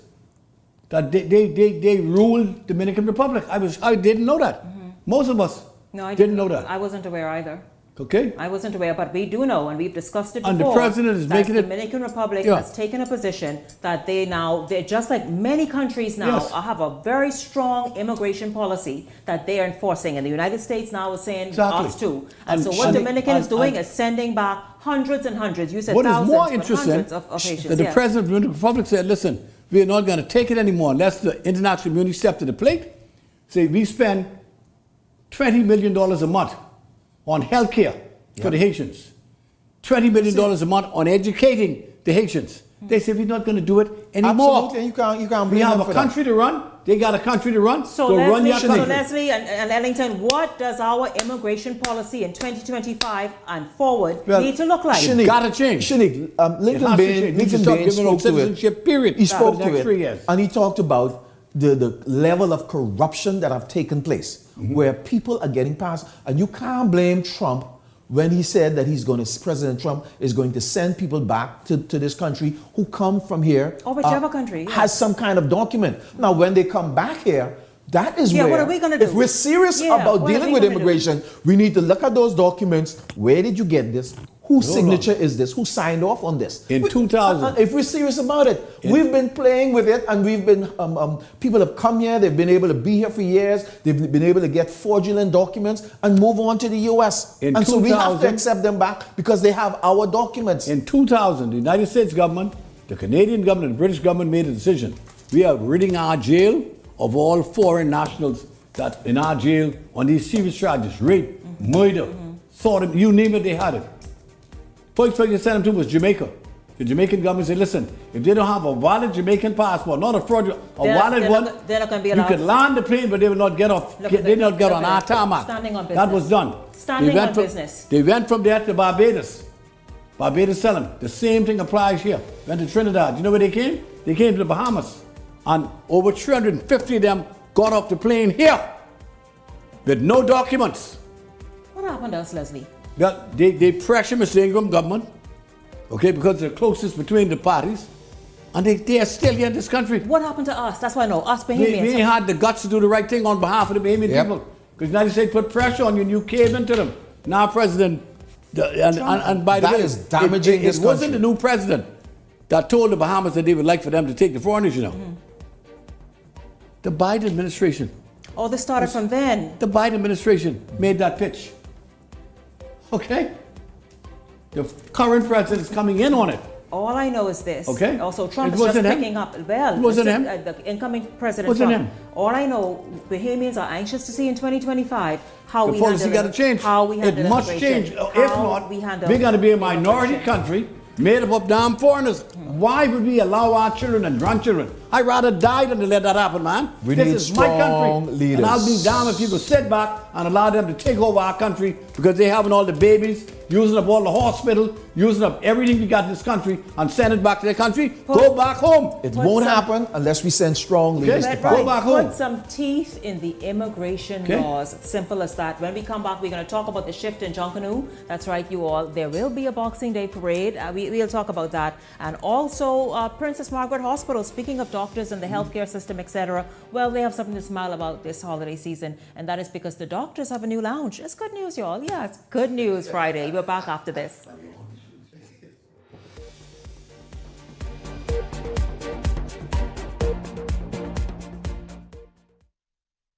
Edenwell has expanded their testing menu. We now offer blood work, drug screening, and so much more. Our hours of operation are Monday to Friday, 7 a.m. to 5 p.m., and Saturday, 8 a.m. to 1 p.m., located on 11 Madera Street. We are here for all of your laboratory needs, with fast and reliable lab work done by our friendly and knowledgeable staff. Let us help you take the needed steps to stay in the know about your health. Let's keep working towards a healthier you. Stay Eden well. Get ready to win Lucky Bucks. Wherever you see this taxi, flag it down.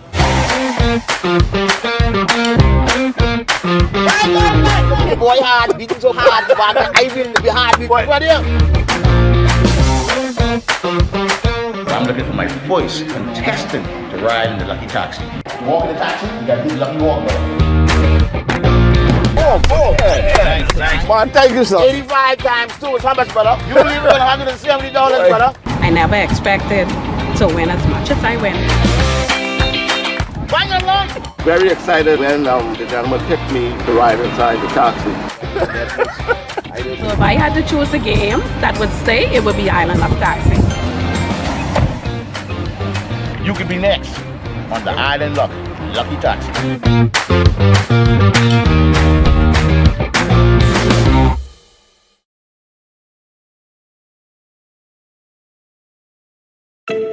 Tired of driving around from place to place just to get your car insured and licensed? Frustrated with the process of being back and forth from your insurance company to road traffic? Well, BMG Insurance Agents and Brokers just made insuring and licensing your motor vehicle as easy as 1, 2, 3. Step 1. Visit us at the Road Traffic Department, Section 1, Thomas A. Robinson Sports Stadium. At our office, you can purchase or renew your insurance or get your vehicle inspected. We at BMG Insurance Agents and Brokers represent major carriers. Step 2. See the professionals at Road Traffic to get your vehicle licensed. Step 3. Enjoy your day. Insure with BMG Insurance Agents and Brokers today, saving you time and money. Your one-stop shop for all of your insurance needs. Great rates, convenient, excellent service. For more information, call us at 322-2221.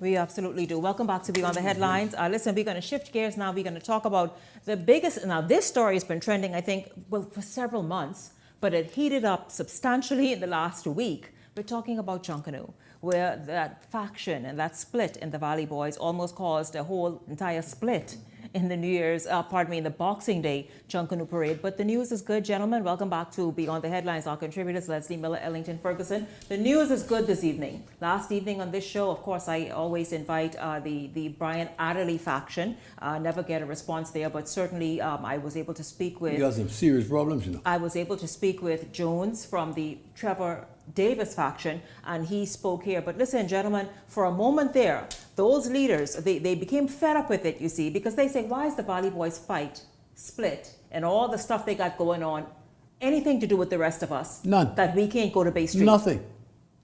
Nothing at all. That's their fight.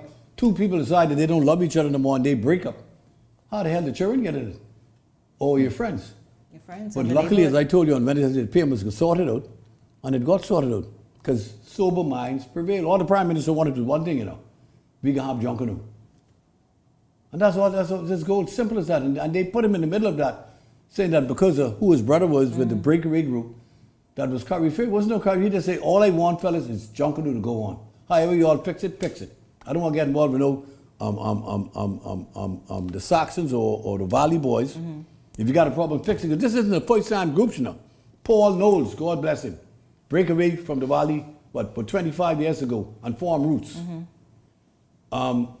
One family, Darren and those, break away from us, the Saxons. That's history.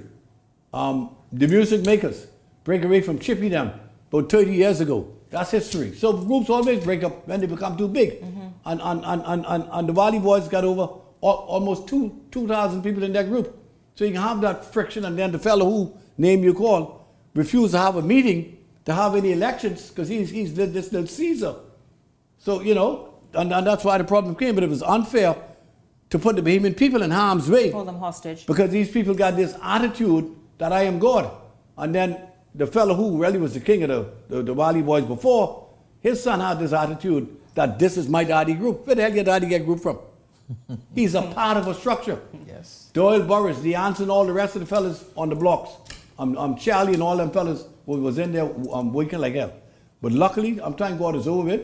And Junkanoo is Junkanoo. So absolutely. I guess you got to thank all of them. Absolutely. And thank the Prime Minister for getting them together and made the announcement from his office that common sense will prevail. That's all people want. Yeah, Shanique, this is something that is unfortunate, and they almost went full circle and came right back to where they started from. Yeah. I think some personality injected themselves into this inner fight of the Valley Boys, and there are some persons on the outside that wanted it to go a certain way that had leaned to one side over the other, and that's why it became so tension, so much tension in between there and in between the whole Junkanoo thing. They pulled the whole Junkanoo into the Valley Boys feud, which should not have happened. I think the Valley Boys is continuing to work where they work. Like Mr. Jones said, that this is uniquely different from a breaking away situation. It was never a fight about breaking away, about forming our own group. Within the Valley Boys, this was about, hey, let's get our group together, let's get some accountability, let's get some transparency, let's have meetings, let's have elections, and let's organize our group properly. That is what this has been for them, and it just so happened that it ended up in factions, and hopefully everything worked out in the best interest of the majority of the persons still involved in that group. Like he said, they all are Wally boys and they're just trying to sort out their business. Let them do that. Let Junkanoo go on until they sort it out. Bahamas told them last week, point blank, the executives called them in. The $60,000 check is here. When you all finish your little spot, you come and get the $60,000. Until then, you get no money from us. Well, I think both factions now are going to be street with that's going to go into next year. Absolutely, with nothing. It really did not have to drag on as long as it did. Absolutely. But the good news is it's been resolved, and now Bay Street is on, because people come from all over. They tune in, they stream, they fly here, build their vacations around attending Junkanoo. And so certainly, of course, it's good that that's been resolved. Yeah, thank them for coming together. Yes, and yeah, of course, absolutely. So hey, the biggest show on earth is on. So listen, guys, this is something to smile about. The Public Hospitals Authority Foundation and the Aiden Roger Karen Children's Foundation. Leslie, why are you laughing? This is good news to share about PM. I just want something to sit down in, that's all. No, this is the doctor's lounge for them to relax. Oh, that's so good. Where we go somewhere different. Let me just finish. Let me tell you all good news. And I want to say something when you finish. What you want to say? Let me hear you. I want to say that at the Princess Margaret Hospital, my brother was there. In fact, he went back there again today. I don't understand the nurses and doctors alike. They are the most impersonal people I've ever met in my life. No, I'm serious. You're there against the wall saying hello, and not a single one, 90% of them park you. None would say hello. Leslie, none would say hello. Leslie, the people are busy. down and out. They'd like you to say hello. How are you? Hope things are well.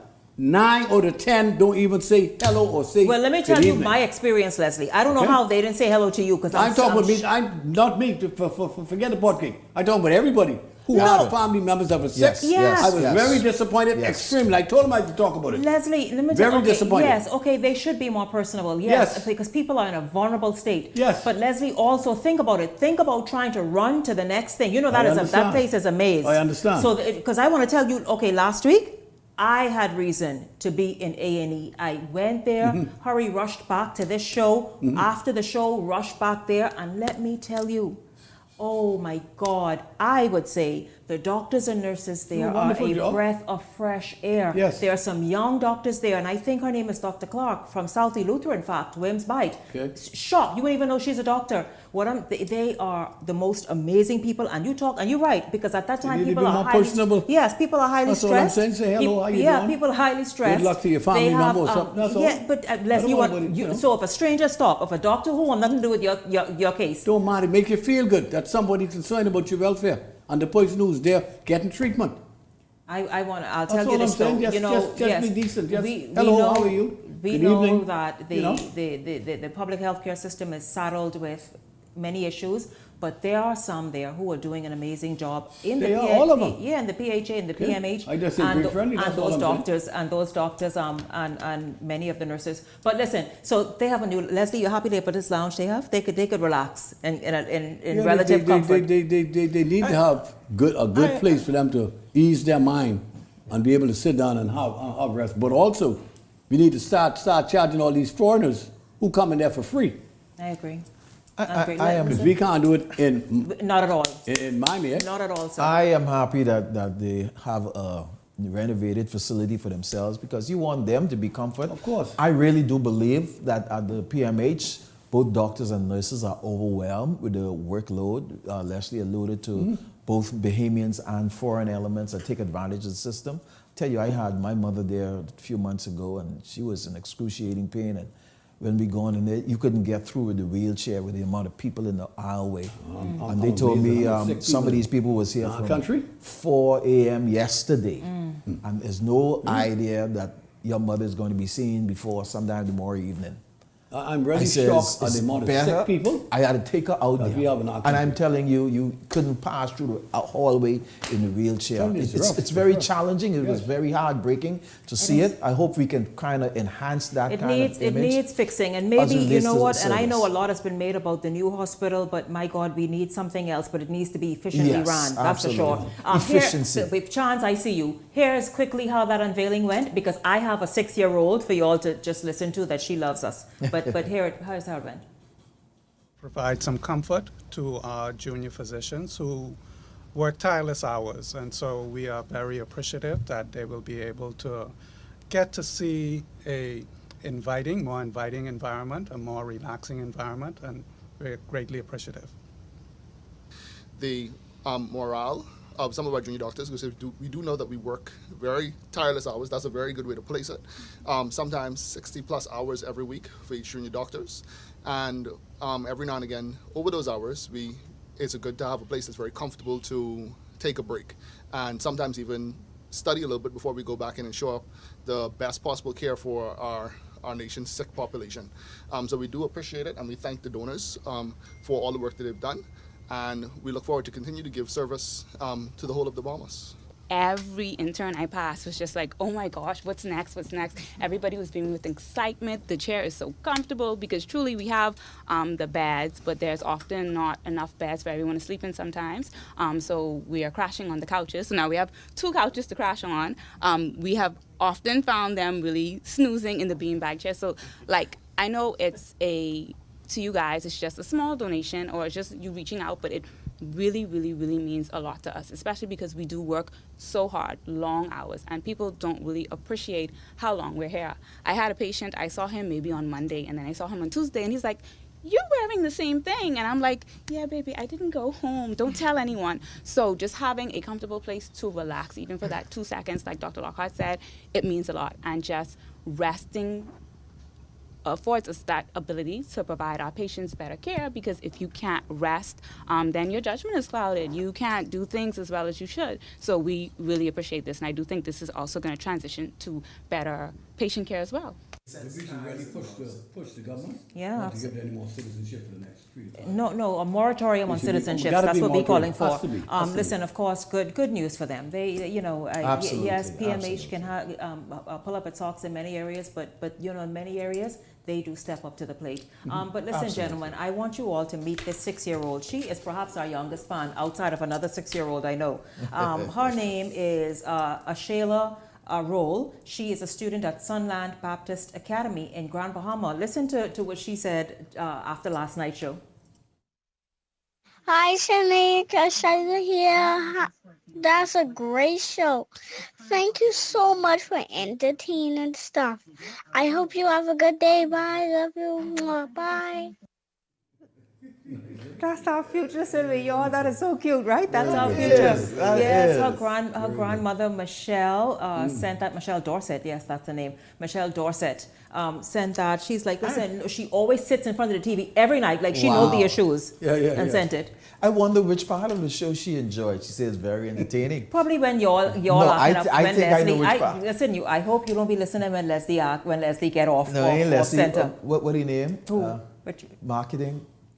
Ian? I think it's Ian. No. She don't listen to Ian. Listen, Michelle, you can't have her on you can't have her watching when Ian is on either. Absolutely. But listen, we thank the guy from Table B? No, the who come Ian, the marketing guy with all of the bully pill. Tools and gadgets. He called me last night. What did he call you for? Because he was filling your order.